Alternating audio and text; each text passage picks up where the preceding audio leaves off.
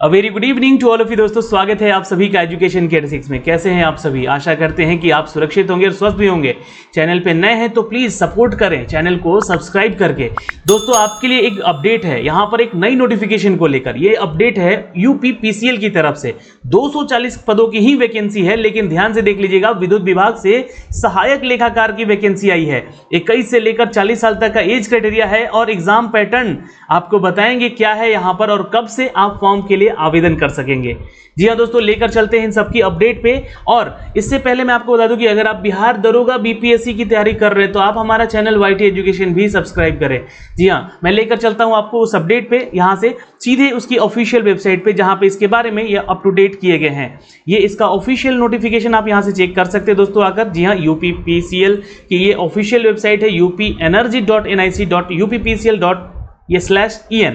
दोस्तों यहां से जाके आपको नोटिफिकेशन अपडेट किया गया है, जो मैं आपको अप टू डेट कर रहा हूं यहां से इस नोटिफिकेशन के बारे में, जहां पर विद्युत विभाग की तरफ से, विद्युत सेवा आयोग की तरफ से उत्तर प्रदेश सरकार ने, Uttar Pradesh power corporation limited ने ये नोटिफिकेशन जारी कर दिया है। ऑल इंडिया वैकेंसी है, ये आपको पता होना चाहिए। और एडवर्टाइजमेंट संख्या इसका नोट कर लीजिएगा, क्योंकि यहाँ पे यूपी पीसीएल की तरफ से यह 3 नोटिफिकेशन निकाल गए हैं। एआरओ का भी निकाला गया है और अब यहाँ पर दोस्तों निकाल दिया गया है यहाँ पे 240 पदों का एएपी के पोस्ट के लिए, यानी कि असिस्टेंट अकाउंटेंट के पोस्ट के लिए भी दोस्तों यहां से अपडेट किए गए हैं। फॉर्म भरने के लिए मैं थोड़ा सा पहले आपको बता दूं कि फॉर्म फीस जो है ये उत्तर प्रदेश के छात्रों के लिए 826 रुपये फीस लग रहा है भाई, विद द जीएसटी चार्ज। और जो अदर स्टेट से स्टूडेंट हैं उनसे, या फिर जो भी जनरल कैटेगरी में आते हैं स्टूडेंट, उनसे यहाँ पे 1180 रुपये चार्ज लिया जा रहा है विद द जीएसटी चार्ज। तो ये थोड़ा सा देख लीजिएगा, उसके बाद ही वीडियो देखिएगा आप। Okay, Uttar Pradesh power corporation की तरफ से दोस्तों ये समस्त विज्ञापन निकाला गया है, जारी किया गया है। और ये ग्रुप सी का पोस्ट है। आप सभी को बता दें कि ग्रुप सी के अंतर्गत ये सहायक लेखाकार का पद यहाँ पे हुआ है, यहाँ पे निकाला गया है। पद कोड यहाँ पे 21 दिया गया है, लेकिन टोटल अनारक्षित पदों के लिए 109 सीट है। वही ईडब्ल्यूएस के लिए 24, 56 है ओबीसी के लिए, 48 है दोस्तों यहाँ पे अनुसूचित जाति श्रेणी के लिए, और 3 है अनुसूचित जनजाति श्रेणी के लिए। टोटल मिला के यहाँ पे 240 पदों की ये वैकेंसी है। सहायक लेखाकार की ये वैकेंसी अप टू डेट की गई है मित्रों।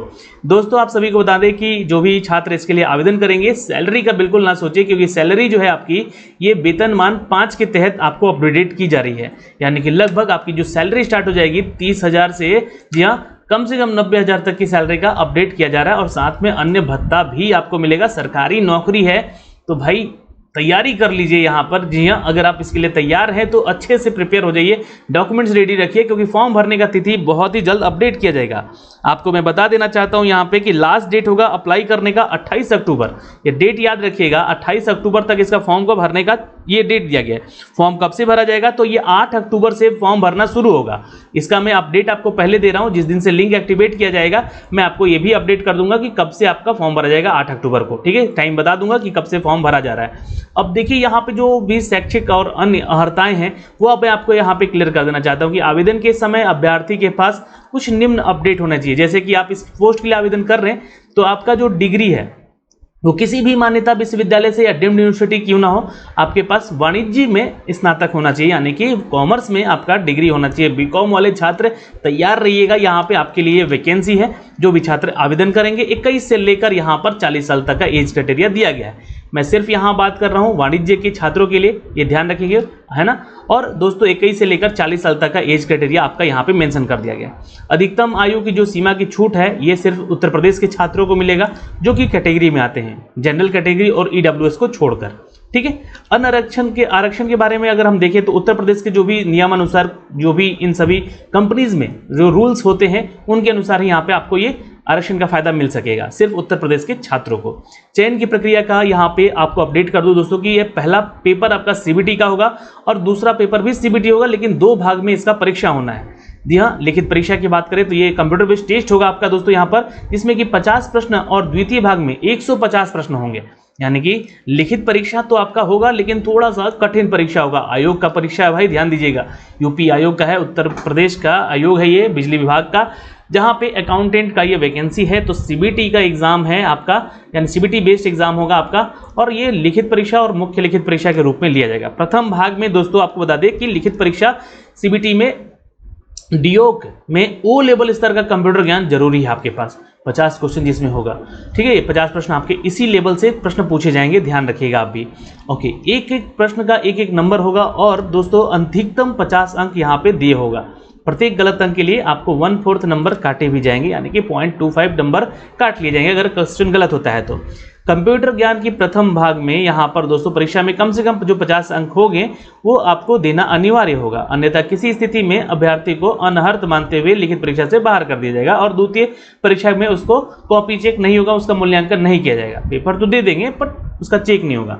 अच्छा, दूसरा जो अपडेट है द्वितीय परीक्षा को लेकर, द्वितीय भाग की लिखित परीक्षा को लेकर इसका सिलेबस पाठ्यक्रम यहाँ से कुछ इस तरह से दिया गया है। तो ये सिलेबस है आपका। जनरल इंग्लिश में आपका एक क्वेश्चन पेपर हो सकता है जो सेकंड पेपर होगा, ध्यान रखिएगा, और जनरल इंग्लिश का भी। अर्थमेटिक यानी कि देखिए यहाँ पे मैथमेटिक्स से जुड़ा हुआ भी आपका पेपर एक होने वाला है, अर्थमेटिक होगा, लेकिन क्योंकि देखिए अकाउंटेंट वाले छात्र हैं तो अर्थमेटिक तो आपको आना चाहिए।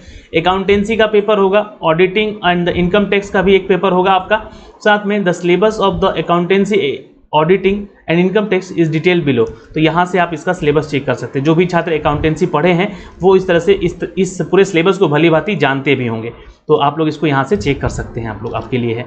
ऑडिटिंग के इनकम टैक्स का जो पेपर होगा उनके लिए भी ये छात्र देख सकते हैं, यहाँ से ये सारा डिटेल आपको अप टू डेट यहाँ से किया गया।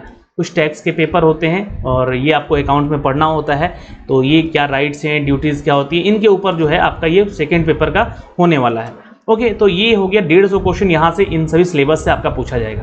कंप्यूटर का ज्ञान भाई जरूरी है यहाँ पर, क्योंकि अर्जित अंक जो है, ये मेरिट जो है, ये आपका इन सभी को जोड़कर ही बनाया जाएगा। परीक्षार्थी जो है दोस्तों ध्यान देंगे, उनका परीक्षा स्थान जो है वो इन सभी स्थानों पर होगा। लखनऊ, मेरठ, आगरा, वाराणसी शहरों में इनका सेंटर हो सकता है और ये स्थान बदले नहीं जाएंगे। अब डेट आगे पीछे अगर होता है तो वो सिर्फ आयोग उसका जिम्मेवार लेता है कि हम इसका डेट को आगे पीछे कर सकते हैं एग्जाम के। अब यहाँ पे अन्य प्रमाण पत्र जो होंगे वो आपको कौन कौन से देने होंगे, ध्यान रखिएगा। सीबीटी के समय तो आप अपना जो है दोस्तों प्रमाण पत्र है लिखित परीक्षा के समय देते समय अपना एक एडमिट कार्ड के साथ साथ आपका जो आधार कार्ड है वो लेकर जाइएगा, ठीक है। और बाकी तो इसका परीक्षा जब भी होगा इसको बताया जाएगा, आपको अपडेट किया जाएगा। और आपके पास जो डॉक्यूमेंट्स होने चाहिए उसमें जाति प्रमाण पत्र, निवास प्रमाण पत्र, ये सब होने चाहिए।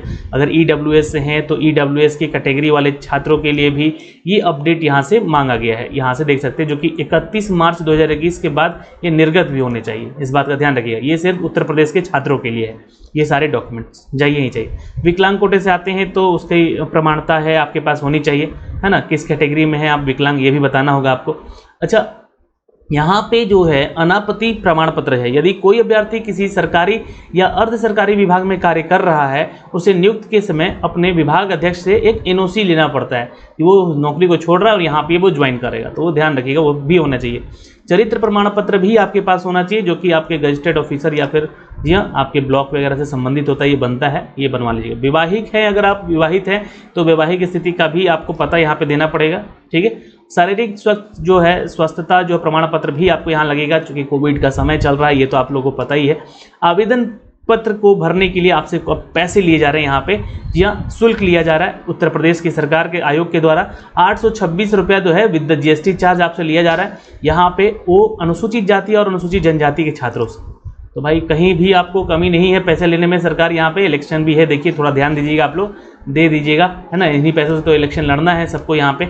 अनारक्षित की बात करें जनरल कैटेगरी के छात्रों की, तो उत्तर प्रदेश के छात्र और जनरल एबीसी या ईडब्ल्यूएस जो हैं छात्र जो हैं यहाँ पे, और जो नॉन क्रीमी लेयर के छात्र जो हैं ओबीसी के, वो और जो अन्य स्टेट से अगर आवेदन करते हैं तो उनसे यहाँ पे 1100 प्लस जीएसटी चार्ज यहाँ पे लिया जाएगा। मैंने आपको पहले ही बता दिया।